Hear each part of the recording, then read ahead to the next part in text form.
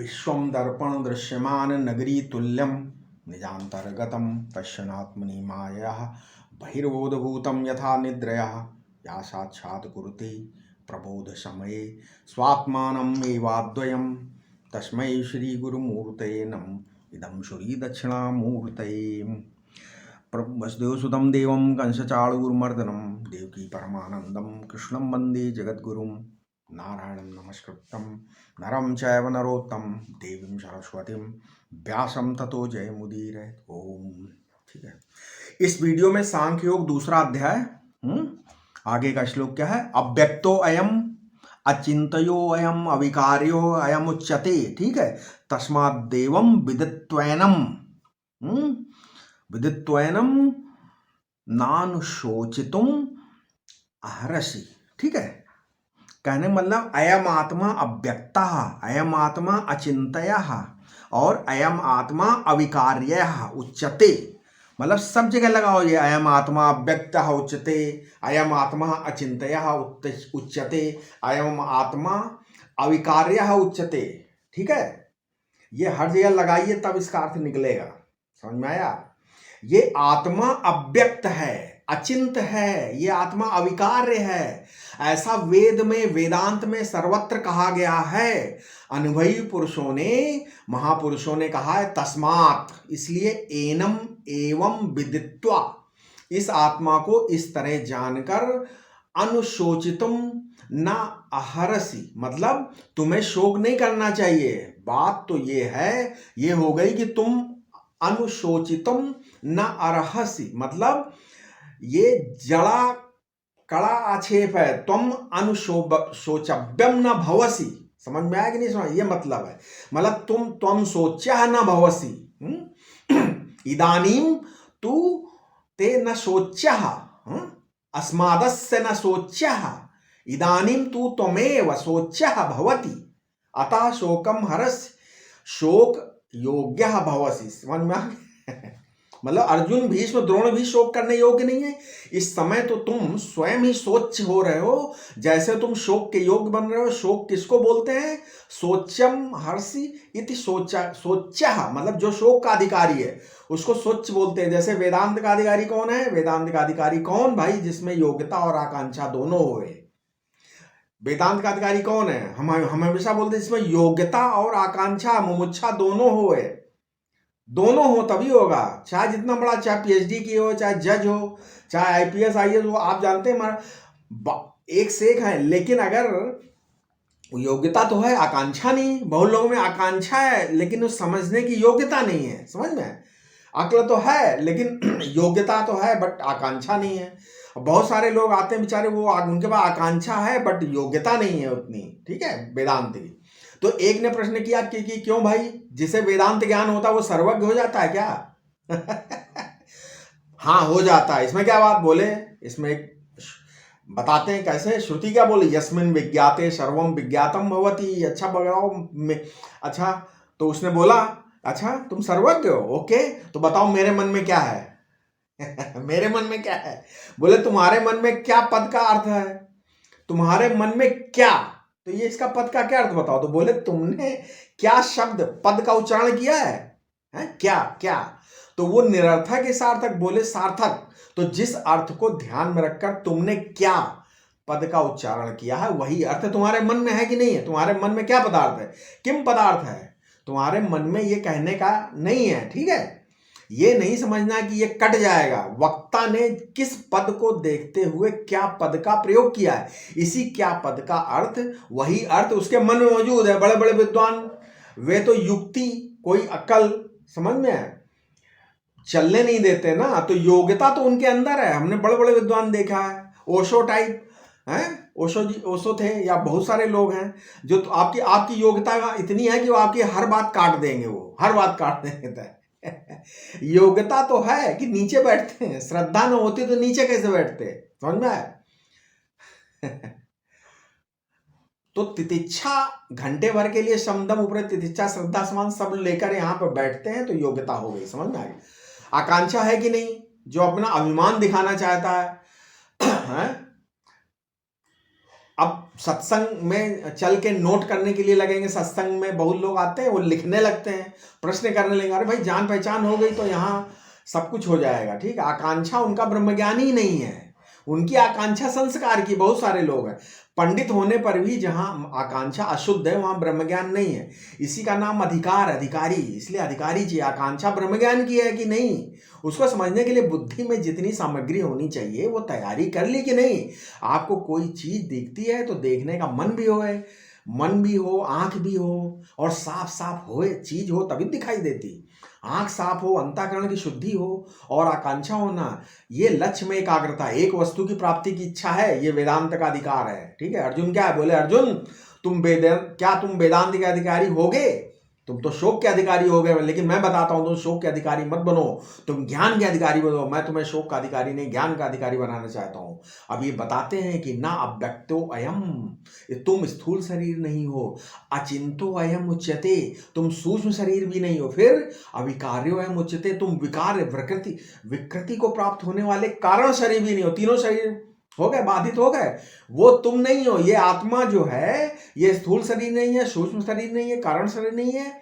और दूसरा इसका क्या अर्थ है, अव्यक्त। अच्छा, दूसरा क्या है, अव्यक्त माने प्रत्यक्षादि प्रमाण से जाने जाते नहीं। समझ में आया, पहले बताया था हमने। तो पदार्थ तुम्हारे अंदर विक्रिया उत्पन्न नहीं कर सकते, नेत्र आदि जो प्रमाण है वे तुमको विषय नहीं कर सकते, क्योंकि वे व्यक्त को विषय करते हैं, तुम अव्यक्त हो। अब जितने प्रमाण हैं अव्यक्त को जानने के लिए, तो अनुमान, उपमान, अर्थापत्ति, अनुपलब्धि, जितने भी प्रमाण है ये, उनसे तुम जाने नहीं जा सकते। अचिंतो अयम, जहां चिंता हो सकती है वहां अर्थापत्ति, अनुपलब्धि, उपमान, अनुमान कुछ लग नहीं सकता। अविकार्यो अयम उच्यते, अविकार्य है माने उसकी क्रिया के द्वारा उत्पन्न करके, संस्कार करके, उत्पादन करके, आप पे उत्पाद संस्कार करके, है ना, ये जो आप पे उत्पाद संस्कार विकार, ये जो चार विनाश, ये भी कोई गिनते हैं, कोई पांच, ये सब जितने भी चीजें हैं, पांच बातें आत्म तत्व में नहीं हैं। इसलिए ये तो पदार्थ दो तत्वमस्य आदि महावाक्य जन्य जो ज्ञान है उसी के द्वारा जाना जा सकता है, दूसरा कोई प्रमाण नहीं है इसके बारे में। ठीक है, तस्मात् देवम विदित्वा एनम, इसलिए कोशिश करो, ठीक है, कि भाई इस जीवन में परमात्मा को नहीं जाना तो महान विनाश। हाँ, बोलते हैं ना चेदिहा वेदी महति विनष्टि ही। समझ में आया, जो इस जीवन में परम तत्व को नहीं जाना तो इसका मतलब ये महान विनाश है आपका। समझ में आया। अब क्या देखिए, भगवान श्री कृष्ण क्या है? सारथी बने अर्जुन के, नर के नारायण, नर अर्जुन, नारायण श्री कृष्ण उपदेश कर रहे हैं, अर्जुन का शोक निवृत्त हो जाए। इसका मतलब श्री कृष्ण को शोक करना पसंद नहीं है। ठीक है, लेकिन शोक, रोना तो एक बार की बात है, थोड़े आंसू गिरा लिया, फपक लिया, लेकिन ये शोक मोह से दब जाना, ये श्री कृष्ण भगवान को बिल्कुल पसंद नहीं है। इसीलिए अर्जुन को, उनके मित्र अर्जुन को चित्त में से शोक का निवारण करने का प्रयास कर रहे हैं। ठीक है, समझ में आया। अब जीव रूपी रथी चढ़ा हुआ है, ये मनोरथ जो किस दशा में चले तो जीव इस जीवन युद्ध में विजयी होगा। जैसे रथ पर सारथी होता, रथ को मोड़ देने वाला, आगे बढ़ाने वाला, उसी प्रकार जीवन में उपदेश करना, जो उपदेष्टा, जो देशिक, उसको बोलते देशिक सद्गुरु, वो हमारे मन को मोड़ देने वाला होता है। ठीक है, इसीलिए भारतवर्ष में गुरु की आवश्यकता रही हमेशा से। है, ऐसा नहीं है सबके गुरु थे, जो भी आगे बढ़ा सबका गुरु होना चाहिए। आजकल तो नहीं, ये गुरु नहीं, कोचिंग वाले गुरु नहीं भाई, सदगुरु। सबके सदगुरु थे। सम्राट अकबर सलीम चिश्ती की जूतियां उठाता था, सम्राट जूतियां उठा कर रखता था अपने सर पे। समझ में आया, सबके गुरु थे। अब जहां मन को, शिवाजी के गुरु कौन थे? समर्थ गुरु रामदास। समझ में आया, कहने का मतलब सबके गुरु थे, जहां फंसो। इसीलिए बोलते हैं कि जीवन में एक गुरु होना चाहिए, एक मार्गदर्शक होना चाहिए। जहां फंसो तुरंत उसको फोन लगाओ, मोबाइल, अरे महाराज फंस गया, क्या करूं? बोलता okay come on go do this, खत्म, खट से तुम्हारे मिल जाएगा। सबके गुरु थे। सम्राट अशोक गुरु, मुगालिस 32, सम्राट अकबर, सलीम चिश्ती जूतियां उठाता था, सर पे रखता था अकबर उनकी, ऐसा नहीं है। शिवाजी, समर्थ गुरु रामदास, सबके गुरु हैं भाई।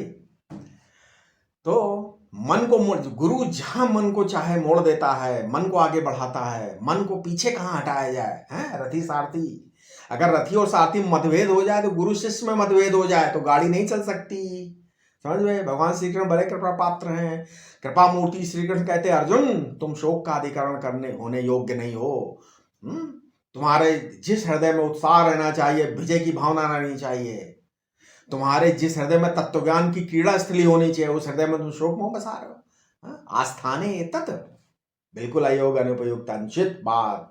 अव्यक्तो अयम, पृथ्वी जल अग्नि वायु आकाश पंचभूत आत्मा पर असर नहीं होता है। नैनम छिन्दन्ति शास्त्राण, फिर बताया अच्छेदो अयम अदाहो अयम, बताया नहीं, अक्लेदो अशोष्यम। तो आत्मा का स्वरूप ही ऐसा है कि वो देश काल के प्रभाव में परिणाम अदल बदल आत्मा में नहीं होती है। ये स्थाणु देवता है, विषय के विकल्प नहीं, अविकल्प विषय एकः स्थाणु पुरुषः सूत्रो अस्ति यह श्रुतिषु। समझ में, ये चोर है, ये सिपाही, ये भूत है, पिशाच, ऐसा स्थाणु नहीं, ऐसा ठूंठ की कल्पना नहीं होती है। सामने से देखने से उसे भूत समझो, भूत चोर समझो, दूसरे लोग अपनी अपनी सब ठूंठ देख के करते कि नहीं देते। तो दूसरे द्वारा कल्पित कोई आकार उसे स्पर्श नहीं कर सकता। अनारोपिताकारम तत्वम, तत्व का लक्षण क्या है, तत्व की पहचान क्या है? जिसकी शक्ल सूरत आकार प्रकार संस्कार विकार आरोपित किए उनका निषेध कर दो। हार कुंडल कड़े को देखना छोड़ दो, एक बार सोने को पहचानो, सोना क्या है? आकार के आरोप से रहित, आकारों के बनने बिगड़ने से वो असंस्पृष्ट स्वर्ण जो है वो तत्व है।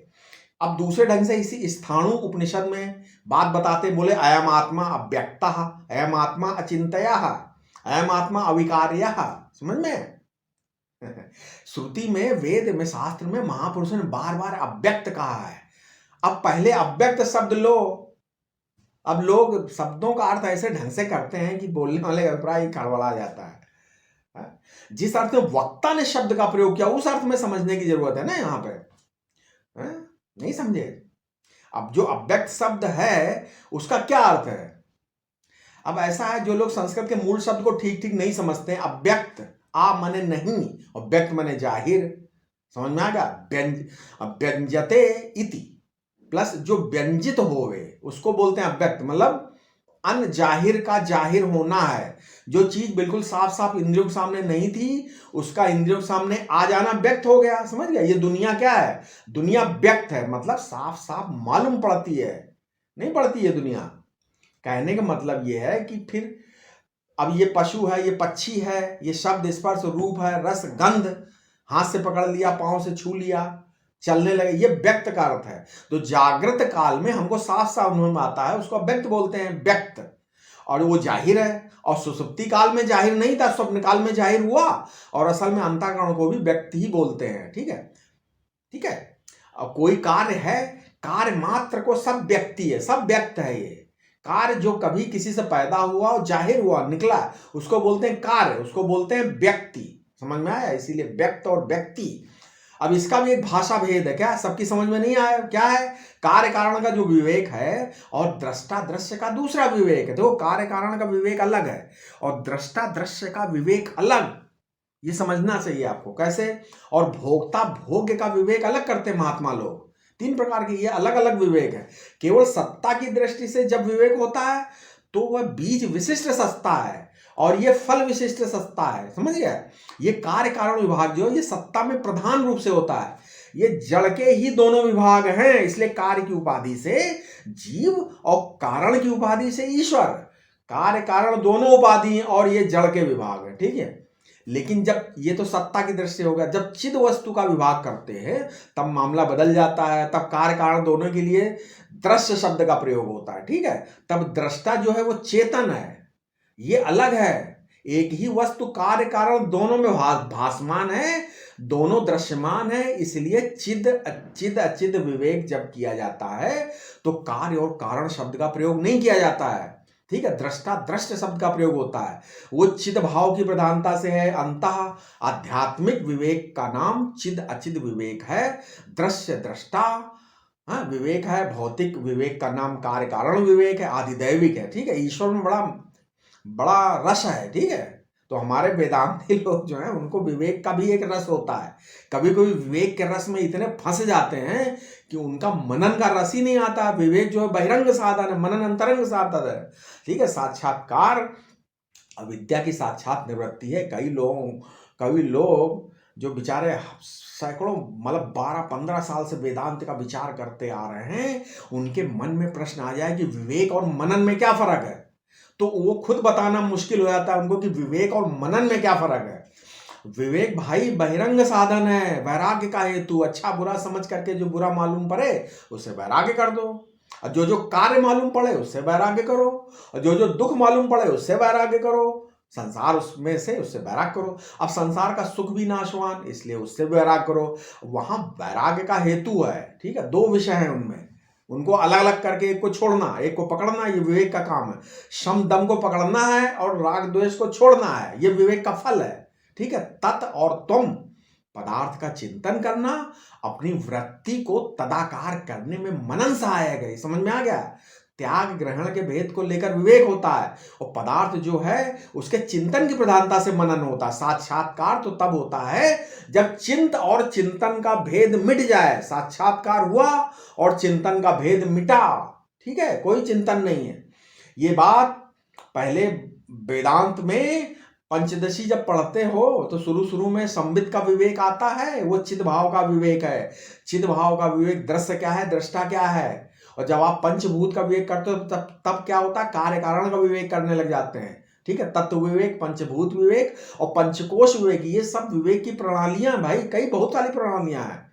तो अव्यक्तो अयम का विवेक करते हो तो असल में स्थूल शरीर भी एक व्यक्ति है, एक परछिन्न है। समझ में? अंतःकरण भी एक व्यक्ति है, एक परछिन्न चीज अलग है, टुकड़ा।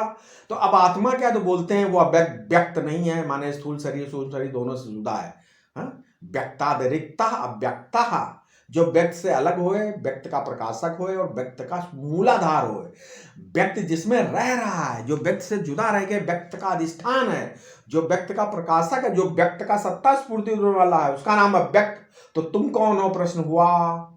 ठीक है, बोले अव्यक्तो अयम, जो चीज पहले नहीं थी बाद में जाहिर हुई, वो तुम नहीं हो। पहले नाक नहीं थी, आंख नहीं थी, हाथ नहीं थे, बाद में हो तो इसका मतलब तुम नहीं हो ना। एक बूंद पानी था तब तुम नाक कान हाथ पांव से रहित बूंद के पानी थे। समझिए, अपने को कार्य और संस्कार से जुदा करो तब तुम अपना स्वरूप मालूम पड़ेगा।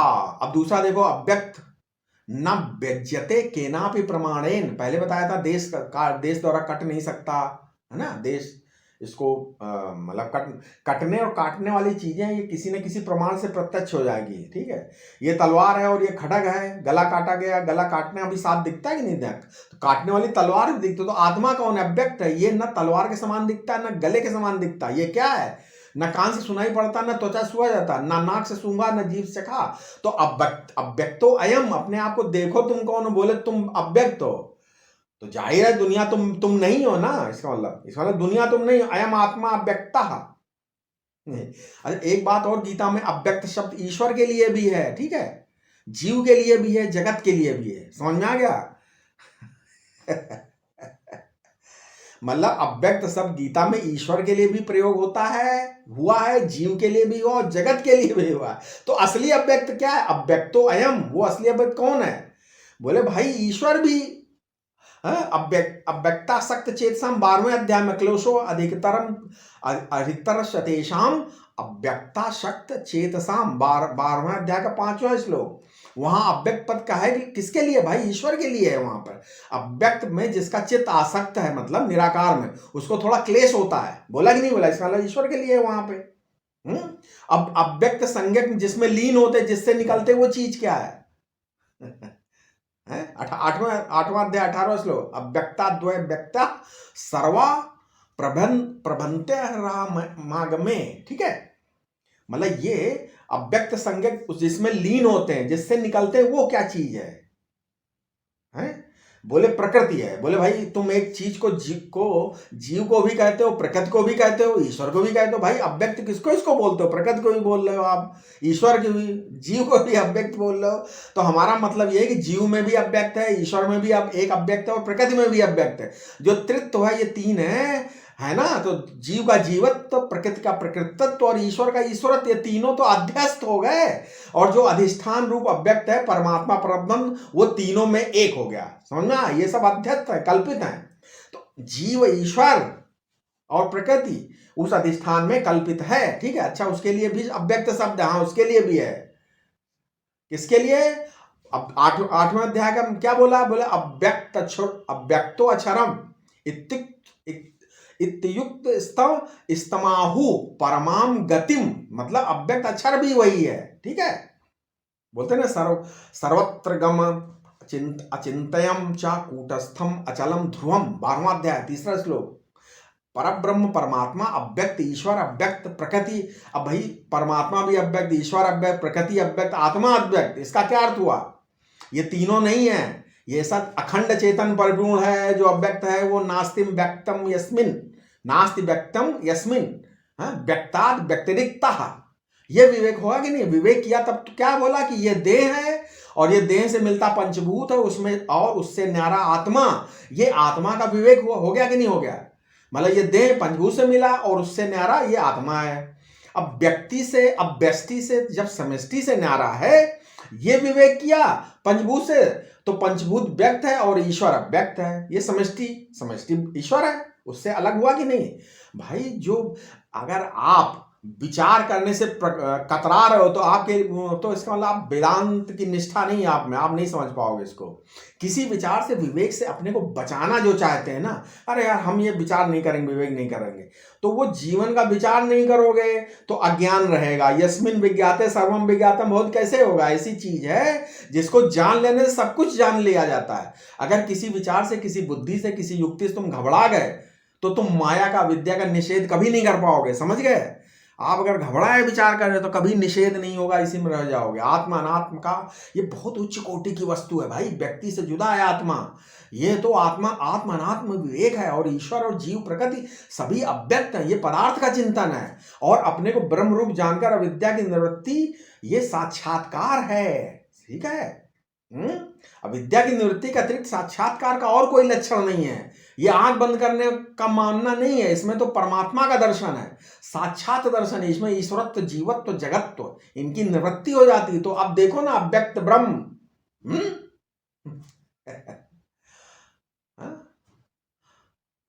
तुम अक्षरम अनिर्देशम अव्यक्तम पर्युपासते। ठीक है, वहां उपासना के विषय के रूप में जिस ब्रह्म का निरूपण किया गया है वो कोई परोक्ष नहीं है, अव्यक्तो अयम, वही है, वही अव्यक्त है। एक वाक्यता हो गई ना, हो गई कि नहीं? एक जिसकी अव्यक्ति उपासना करने का निरूपण किया गया वो ब्रह्म है, वो परोक्ष नहीं। एक वाक्यता हो गई कि नहीं? अव्यक्तो अयम, ये अस्य पद का अर्थ हो गया, नहीं? जो लोग केवल तुम पदार्थ का अर्थ ही विवेक करते हैं कि मैं कौन हूं, बस मैं कौन हूं, बस इतना ही, इसके आगे और तत्पदार्थ का विवेक करने से घबराते हैं। तुम पदार्थ कर लिया कि मैं कौन हूं बस, लेकिन तत्पदार्थ का विवेक करने घबराते हैं।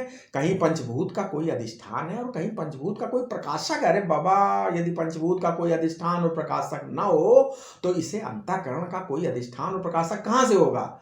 समझ में आया? यदि शरीर को और अंतःकरण को प्रकाशित करने वाला चेतन है तो इस समष्टि को भी प्रकाशित करने वाला चेतन होगा कि नहीं होगा यार? ये लॉजिक लगा यहाँ। जैसे देहातिरिक्त आत्मा का विवेक करने के लिए, इस देह में कर्म करने के लिए कर्मेंद्रियां अपना काम बंद कर देती हैं या भीतर ही भीतर करती हैं, वो साक्षी है। साफ साफ मालूम पड़ता है कि ये जो साक्षी है ये एक शरीर की कर्मेंद्रियों का साक्षी नहीं है, ये सारी समग्र समष्टि, मनुष्य, पशु पक्षी, कीट, जड़, पृथ्वी, पहाड़, सबका साक्षी भाई। वो सबका वही एक ही साक्षी है। जो हमारे अंतर्गत साक्षी, वो वही सबका साक्षी है। वो उसका जो अधिष्ठान है, इसका जो अधिष्ठान, वो सबका अधिष्ठान है। जो उस पर इस विचार करने से जो घबराते हैं, तो तुम्हें भैया तत्वमस तो अच्छा लगता है लेकिन तत् अच्छा नहीं लगता है। इसको अशास्त्रीय वेदांत बोलते हैं। ठीक है, है, ये शास्त्रीय नहीं अशास्त्रीय है। शास्त्रीय वेदांत तो तत्पदार्थ का भी विवेक करता है और त्वम पदार्थ का भी विवेक करता है, और दोनों का जो दोनों में जो सन्मात्र है, चिन्ह मात्र, आनंद मात्र है, उसकी एकता अपने आप से बताता है। तो केवल त्वम त्वम त्वम नहीं, यदि महावाक्य अर्थ को समझना हो तो तत् तत् तत् भी, तत् तो होता भी वही है। तत् और तुम जिसमें हो, समझ गया, तत् और तुम जिसमें हो, तत् भी हो और तुम भी हो, उसको तत्व बोलते हैं। समझ में आया? तत्वमसि महावाक्य में तत् का तत् और तुम का तुम दोनों मिला करके ये तत्व बन गया। तत्वमसि जीव और ईश्वर के विवेक से, ईश्वर के कर्तृत्व से और ईश्वर के सर्वज्ञत्व से, ईश्वर के अंतर्यामित्व से, इसके विवेक से जो घबराता है, जो ईश्वर पदार्थ का विवेक नहीं करता, उसका अंतःकरण शुद्ध होना भी कठिन है। उसके अंदर जो महावाक्य का अर्थ होता है, आविर्भाव बहुत कठिन है। उसका अर्थ ही यह है कि शास्त्र संप्रदाय की रीत से तत्वमसि आदि तत्वमस जो वाक्य हैं उनको समझना चाहिए, नहीं तो नहीं समझ में आएगा। उसी रीति से उसका जो अर्थ उसको समझना पड़ेगा। अव्यक्तो, ये अव्यक्तो अयम, ये जो आत्मदेव वो अव्यक्त है। अब लो अचिंतो अयम, अचिंतो मतलब आंख से ना दिखाई पड़े, ठीक है। अब बोलते हैं अचिंतो अछम अछम प्रति इति प्रत्यक्ष क्या बोलते हैं? अच्छम अच्छम प्रति इति प्रत्यक्षम, आंख के रूप से ज्ञान होता है, जो आंख किसी चीज के पूरे रूप को दिखाती है। नहीं, जीभ मिठास बताएगी, आंख दिखाएगी ये व्हाइट कलर है, और शक्ति कोमलता त्वचा बताएगी। तो त्वचा से मिठास नहीं बन सकते, नहीं जान सकते हो, और ना तुम जीभ से सफेदी का ज्ञान होगा कि ये किस कलर का है, ना तो आंख से कठोरता और स्वाद नहीं होगा। समझ में है? तो ये माने हमारी इंद्रियां अपूर्ण का ज्ञान देने वाली, अपूर्ण, इसलिए किसी भी तत्व का ज्ञान संपूर्ण रूप से किसी भी इंद्रिय द्वारा नहीं हो सकता। अच्छा, अनुमान कर लेंगे, बोले हम भाई प्रत्यक्ष प्रमाण का निषेध करने के लिए अव्यक्त है।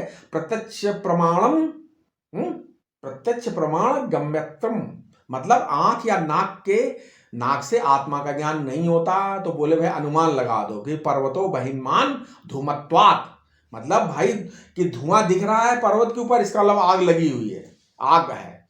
ये अनुमान जो है ये प्रत्यक्ष पूरक ही, ये देखा है तो प्रत्यक्ष ही होता है भाई। रसोई घर आपने देखा अपने की चूल्हे में जो अग्नि होती है उसमें धुआं होता है, अग्नि, तो वहां तो उसी तरीके वहां अगर आप पहाड़ पे कहीं हैं तो आपने बना दिया, तो इसका मतलब ये जो व्याप्ति पहले से है ना जीवन में आपके, तभी तो धुआं देख के अग्नि का अनुमान करते हो। कल्पना का नाम अनुमान थोड़ी है, कोई काल्पनिक चीज नहीं, आपने पहले देखा हुआ है इसलिए आप अनुमान कर रहे हो। नहीं, संभावना का नाम, ऐसा होना भी संभव, इसका नाम अनुमान नहीं कि भाई ऐसा संभव हो सकता है, ये अनुमान नहीं।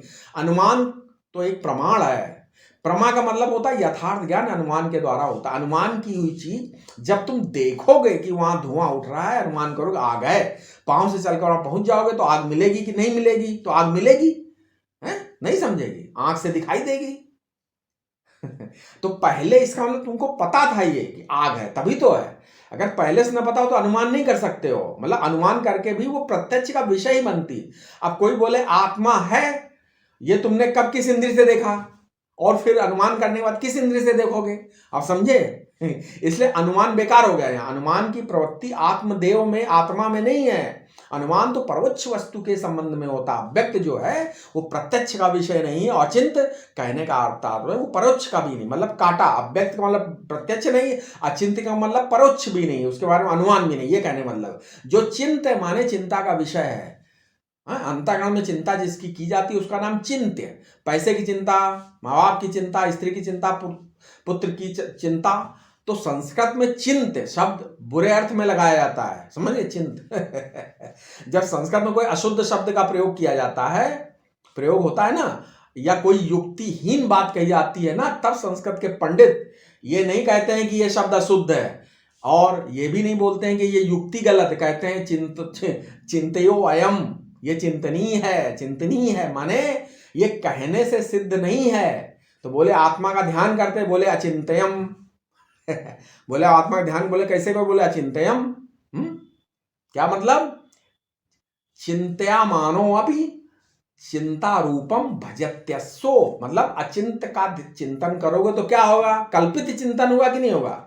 आप चिंतन करोगे वो अचिंत है, तो जो आप चिंतन करोगे तो वो कल्पित है, काल्पनिक होगा। ठीक है ना, दूसरी वस्तु का चिंतन करने से ठीक है, अच्छा है, आत्मा का चिंतन करते हो, परंतु फिर भी जो जो चिंता संतान परंपरा चित्त में बनेगी ना, उससे क्या होगा, अंतःकरण नहीं छूटेगा, क्योंकि चिंतन होगा तो अंतःकरण से, और यदि तुम चिंतन वाले बने रहोगे तब अंतःकरण से जुदा तुम हो, ये बात तुम्हें कभी मालूम नहीं पड़ेगी। तो आत्मा चिंतन से भी जुदा है। तो हमारे वेदांती लोग बोलते हैं क्या छोड़ें, तो क्या बतावें कि तुम पाप कर्म छोड़ो, है वो तो हम कभी का छोड़ चुके हैं। अच्छा पाप कर्म है नहीं, तो बोले हड्डी मांस छोड़ो, तो बोलते अरे भाई वो तो अनात्मा पहले से छूटा है। अच्छा ऐसी बात है। अच्छा क्या बता राग द्वेष छोड़ो, बोले राम राम हम तो शुद्ध अंतःकरण हो गए, वेदांत के विचार करके आए श्रवण करने के लिए, राग द्वेष है ही नहीं कहाँ। तो बोले अच्छा तुमको एक ही बात छोड़ने बताते हैं, ठीक है। क्या बोले, त्यजेवं ध्यानम सर्वत्र, ध्यान छोड़ो बाबा, राम राम। योगिनो बिभ्यति यस्मात् अभये भय दर्शिना। योगी लोग हैं ना, माने जो संयोगी लोग हैं, वे वृत्ति के साथ उनके अपनी वृत्ति के साथ उनका ब्याह करके बैठे हैं, वृत्ति को अपनी मानते हैं वो, और उनको बनाए रखना ये गृहस्थ का लक्षण है। तो सन्यासी का लक्षण नहीं, जो वानप्रस्थ जो भोग ना करे, समझे। वानप्रस्थ कौन है, जो भोग न करे, भोक्ता न बने, वृत्ति को रखे, तो वानप्रस्थ। हमारी बात समझ गए, भोग तो नहीं कर रहा है और भोक्ता भी नहीं, लेकिन वृत्ति रखे हुए है वानप्रस्थ, उसका भोग है। तो वृत्ति को रखे और सुख ले तो गृहस्थ, लेकिन अगर वृत्ति रखे और भोग न करे, भोक्ता न बने, तो वानप्रस्थी हो गया। जिसने उस वृत्ति को प्राप्त ही नहीं किया वो ब्रह्मचारी, जिसने वृत्ति को प्राप्त ही नहीं किया, अभी जन्म ही नहीं, वो ब्रह्मचारी। और सन्यासी उसे कहते हैं जो वृत्ति का भोग करे और न वृत्ति को साथ रखे। समझ में आ गया। वृत्ति माने स्त्री, चलो अच्छा वृत्ति, तो अब देखो त्यजैव ध्यानम सर्वत्र, ध्यान छोड़ दो, ध्यान छोड़ दो तो ध्येय छूट जाएगा। ध्येय नहीं रहेगा तो बोले न ध्यान न ध्येय रहे तो तुम रहो भला, यही तुम्हारा असली स्वरूप है। जहां ध्यान नहीं और ध्येय नहीं, विक्षेपो वा समाधिना मनसा यस्यादि कारिणः, मतलब समाधि लगे चाहे विक्षेप लगे, मन विकार हो, अपने को समाधि विक्षेप से न लगे चाहे न लगे, हैं। आत्मा तुम मुक्त एवासि किम विमर्श करिष्यसि, तुम नित्य शुद्ध बुद्ध मुक्त, समझ में आया। मुक्त हो, करिष्यसि आत्मा हो। अब विचार करके क्या करो, विचार करने की जरूरत नहीं। अच्छा बोले भाई प्रत्यक्ष भी नहीं, अनुमान भी नहीं, लेकिन सामान्य तो दृष्ट है ना, एक भी प्रकार का अनुमान है ये क्या। अच्छा किस प्रमाण से मालूम पड़ता कि क्या सबूत है कि तुम्हारे आंख है। तो अपनी नेतेंद्रिय अपना मन तुम कैसे जानते हो, देखो ना बड़ी मजेदार बात है। अपनी आंख से दिखती नहीं, अपना मन अपने मन से दिखता ही नहीं है। तो फिर अपना मन से नहीं दिखता तो क्या करें, आंख नहीं देखती, मन को मन नहीं देखता, तो बोले कान को आंख देखती है, बोले सर कान को आंख नहीं देखती, बोले कान को नाक को आंख देखती है कि नहीं, जीभ को आंख देखती, बोली नहीं। भाई आप लोग ये जो प्रक्रिया है ना, इसका स्वाध्याय तो बहुत करते हो, लेकिन प्रमाण ग्रंथों का स्वाध्याय भी करते होंगे कि प्रमाण क्या है? समझ में आया।